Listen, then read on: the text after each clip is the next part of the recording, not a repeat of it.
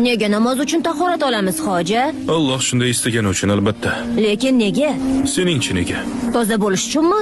Mana tugunni ham yechding. Unda nega aynan qo'llar, nega yuz, nega oyoqlar? Bilmayman, hoji. Yuzimizni yuvamiz. Chunki Allohning huzuriga yuragimiz bilan chiqamiz. Yuragimizdan kechayotganlar yuzimizdagi chiziqlarda aks etadi. Shu sababli Alloh huzuriga borishdan oldin yuz yuviladi. Qo'llarimizni nega yuvamiz? Qo'llarimiz haromga tegadi, adolatsizlikka tegadi, yomonlik qiladi. Balki biz sezmagandirmiz, lekin qo'llarimiz tekkan joydan kirlanadi. Unda oyoqlar-chi? Oyoqlar odamlarni olib boradi, to'g'ri yo'lga ham, egri yo'lga ham.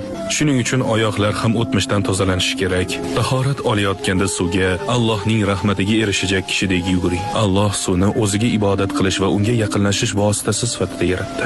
Alloh bizning gunohlarimizni kechirib, qalbimizni marhamat ila tozalagani kabi suv tashimizni tozalaydi. Shuning uchun suvga yuvib Allohni zikr qilamiz. Men bundan buyon doim tahorat olaman. Kuniga 15-20 marta tahorat olaman endi.